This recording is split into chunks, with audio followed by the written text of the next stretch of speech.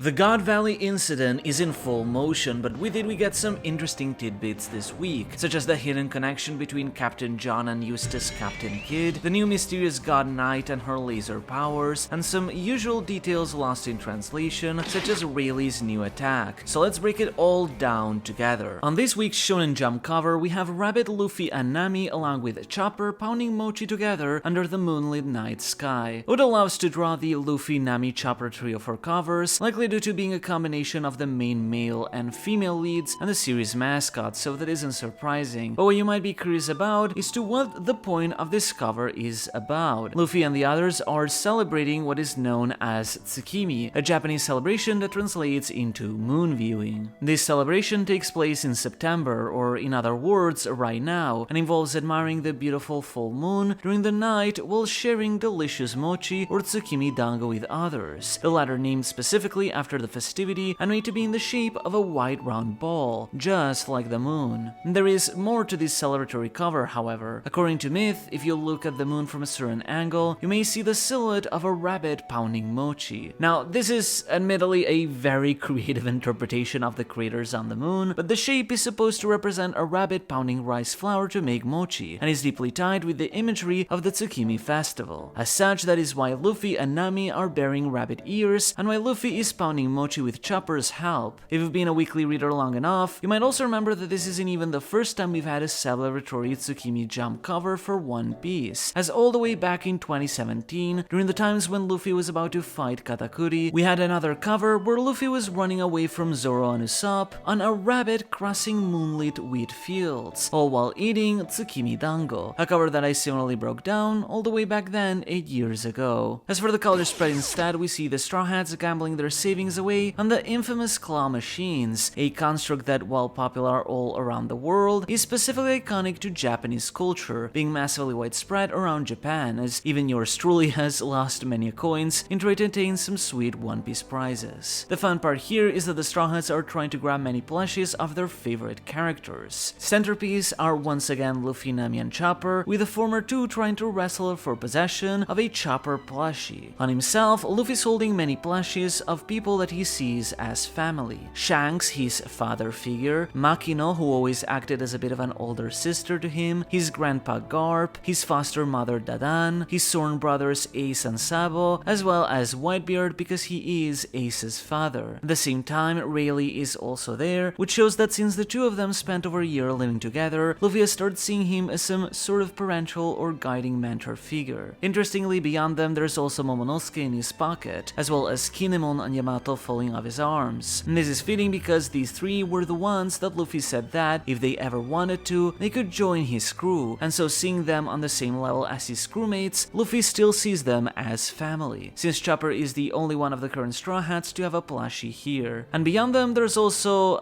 Gaimon, who Luffy did also try to recruit onto the crew, but maybe he just likes this plushie, that's all. But even more hidden behind his leg, you can even see a plushie of Whoop Slap falling over, as he too was a slightly familial figure to Luffy during the time he was living in Fusha village. Nami, on the other hand, is holding onto her parents, Genzo and Belle-Mère, as well as his sister Nojiko. Beyond them, she's also holding onto Vivi, with whom she was quite close with, as well as Haredas, who is also a mentor figure for her time across the timeskip in Weatheria. Behind them, we see Zoro resting on a plus-sized plushie, as you can sometimes find some really massive ones in some crane games across Japan, such as the recent infamous gigantic Emu plushie, which in this case, fittingly enough, the giant plushie is Shirahoshi. Two other plus-size plushies are seen next to him, which are Broggy and Girth, and in his feet is a plushie of Mihawk, which he probably picked himself. On his shirt is writing, which I'm assuming might mean rest area, where in an arcade the rest area would be where one would rest after grabbing so many plushies. On the other side of the spread, Jinbei is also resting, laying on other plus-sized plushies of Dory and Sol. On the other hand, Sanji gets angry at Zoro for lazing around at this moment, likely due to what's happening to Chopper on the other side, throwing at him a buggy plushie which he doesn't want. Sanji is, of course, collecting all the women, though closest to him, tightly embracing her, is Pudding, as she is the woman he's likely come the closest to wanting to love for real. Beyond her, though, are Perona, Konis, Vegapunk Lilith, Hiyori, Viola, Kami, and what I assume could be Rebecca given the pink hair, though largely covered by Whoop Slap. Falling from his grasp, however, are also Hancock and Carrot. later wearing her outfit she had during the tea party. Further on the back though, in the main scene of the spread, we can see that the real Chopper got himself axially locked inside the machine, and so the crew is trying to get him out before the lion on the back, seemingly hungry to snack him, manages to get him first. Frankie is desperately checking his coins, realizing they only have 4 attempts left. Robin is praying that they are able to catch Chopper, showing a lot more emotion that she has done way before in the past. Usopp is locking in to be able to grab him, and Brook has replaced the crane to be able to snatch him. Among the plushies surrounding Chopper, we can see Hiruluk, Kureha, Tom, Iceberg, Clover, Zeph, Heracles, what might be Kaya, and a few others that are too hard to see. Shockingly though, this time we get both a color spread and a cover story, which is pretty unprecedented from Oda himself, as the only other time I can recall one was the time we had a guest color spread by one of the toy animators. In this one we see Yamato, Kinemon, and Momonosuke praying at Odin's shrine, the latter two wearing a kimono with a Kozuki or moon pattern on them. Within the shrine are several lamps, like those of the Far Festival, and they each hold the name of a different person on them who has passed away. The central and biggest one, of course, reads Kozuki Odin. To the left is Kozuki Toki, and to the right is Shimotsuki Yasuye. On the row below are the remaining daimyo who were said would be buried here: Shimotsuki Ushimaru, Uzuki Tempura, and Fugetsu Omusubi, as well as a figure simply called here as Otaka. This person is in fact Hyogoro's wife, who is only named in a recent Vivarkar databook, so it would be pretty hard for anyone to know it's her if you don't know your Wano trivia, but it makes sense she was honored here considering how much she meant to Oden. And on the next row are Izo, Ashura Doji, and Pedro, which warms my heart. Interestingly, one of the lanterns partially covered by Yamada's horns reads as Kuro, which may suggest it's in honor of a Kurozumi. That may seem weird, but this might potentially be in name of Kurozumi Kanjuro. Even though he had betrayed his family, perhaps they felt that he too deserved to rest alongside them. But Oda wishes to keep these details subtle, which is why he covered it with Yamada's horn. Below them are a bunch of extra kanji, and while the two central ones are covered by Yamato, the ones on the right and left read as Tsuka and Retsu, which both mean burial site and honorable death, which makes sense as kanji to adorn the grave of heroes. Furthermore, on both sides are a pair of Buddhas, which may or may still exist in One Piece, and we know that Oden believed to some extent in Buddhism, given a line he mentioned at the end of 966. As chaos descends on God Valley, Roger keeps searching for Shaki, while Jebek instead is searching for his wife, whom he reveals is called, in katakana, Eris,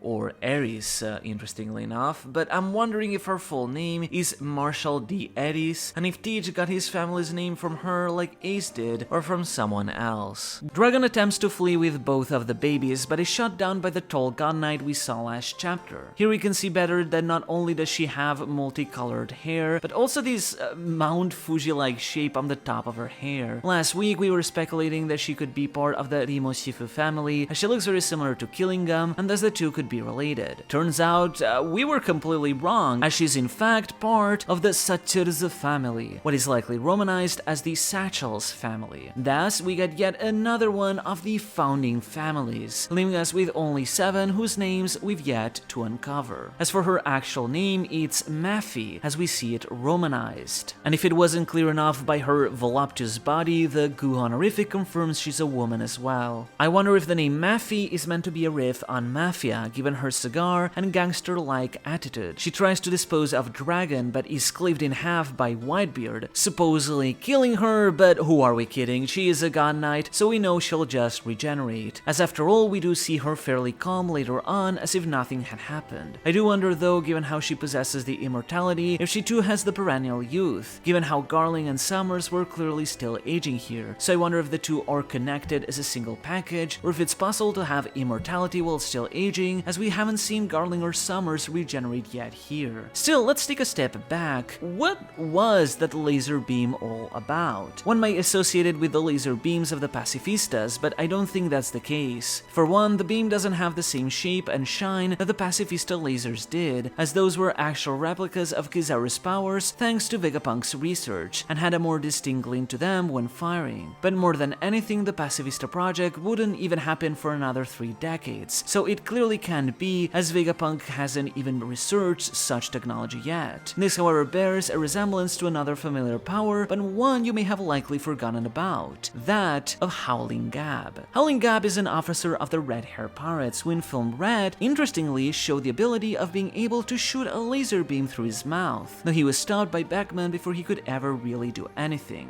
This ability was also highlighted in the booklet by Oda, so clearly he's cooking something here with it, but we've never been told more about it. It looks quite similar to what Maffey is using here, and both of them do have quite similarly jagged teeth, but it's also possible that this power is simply unique to whatever mythical power Maffey has, as like the other God Knights, it's totally possible she might be able to transform into some other kind of demonic creature. Garb spots the group in the distance and thus gives them chase, calling them "you bunch of sea kings," a commentary referring to their massive sizes. In this encounter, Dragon briefly spots his father as well. Linlin tries to fight back, where she uses an attack called Heavenly Fire Blitz, a variation of her previously used Heavenly Foya. The new attack combines the kanji of fire with that of Thunderbolt, fittingly being a combination of Prometheus and Zeus. The attack barely scorches Garv though, who seemingly coated himself with haki as seen by the sparks coming off of him. He comments that such a fire wouldn't even cook a prime rib, a remark where even in Japanese he literally just says prime rib. We also see the God Knight of the Man-Mayer family gunning down some of the slaves trying to escape, though unfortunately we don't yet get her name. On her jacket on the back, however, we can see the kanji for kami or god. We see the rock pirates rushing towards Shaki, including Ganzui, Gloriosa, Gil Bastar, though interestingly, unlike previously seen on God Valley, he only has 2 arms here, so I wonder if I would retcon that. Hyo and Shiki bantering once more, and Captain John, with what might be Barbel behind him too. Interestingly though, John appears to have a metal arm, much like that of Kid. What's odd is that this seems to also be a prosthetic, but if you go back to chapter 1096, you'll realize that John's right arm was actually covered by a sound effect, so we didn't see this detail back during Kuma's flashback. In Thriller Bark as a zombie, John had both of his arms, but keep in mind that Hogback zombies were all stitched together from different parts, so if John was missing an arm, it makes sense Hogback gave him back another arm from another corpse. Though at the very least, earlier in this flashback, he did have his right arm, so this is something that must have happened over the last couple of years or so. Still though, the fact that he can hold an arm mechanically like this seems to suggest he may have the same fruit as Kid. It could also be possible it's just a purely cyborg arm like Queen's, but kinda hard to judge with the technology that John could access. But this connection doesn't seem much of a coincidence, because when you start thinking about it, is this the only link he has with Kid? More than anything, now that I think about it, John and Kid share a very clear connection, and that is their epithet. Captain John and Eustace Captain Kid. Now, being a pirate captain is nothing unusual, but these two are the only ones with this exact same epithet. And much like how we assume that West Blue's gang Don Marlon and Capon gang Beige may be related due to having inherited his epithet, it would make sense that Kid shares some connection with John and thus inherited his epithet too. And if you compare both of their faces too, you can also see some slight resemblance. So it's fully possible the Nepo piece may yet live on. As they all chase towards Shaki, however, Roger ends up clashing with Whitebeard and instead asks Rayleigh to go on ahead. He arrives just in time to stop Sommers from killing her, as he exclaims, "I'll drag you to the depths of the underworld." This expression is a play on words and his epithet, the king of the underworld, Meo, which is a term that often gets mistranslated as the Dark King, which, well, yes, the underworld is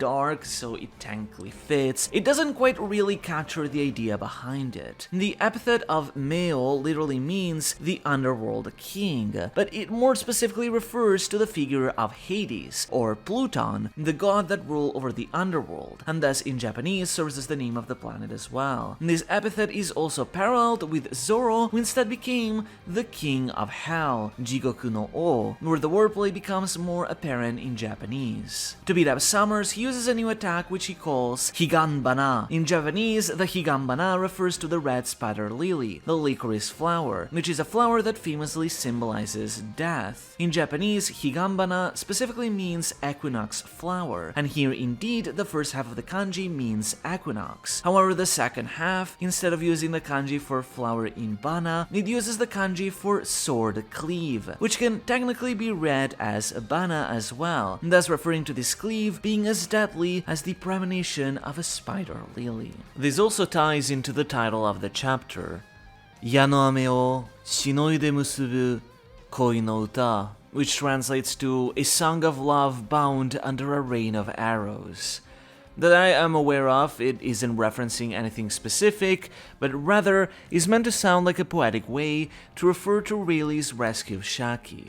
If you pay attention to the Japanese text, you might even notice it is built in 5-7-5 syllables, the structure of a haiku. Rayleigh gets to reconcile with Shaki as we expected, though Roger and Gaban urge the two to get a room and get it over with. Interestingly though, we don't see Gaban clashing with Sommers yet, so it's likely Sommers will come back to take Shaki, but Gaban might be the one to fight him and leave him well traumatized, while Rayleigh instead protects her. That with Shaki now taken care of, the Roger pirates aim to steal the treasures and leave the island. But that also means that most of the Rocks pirates may try to fight them, thinking they aren't worthy of rescuing Shaki, leading to a larger conflict. But will that be the case, or is there more to this story that we don't know about?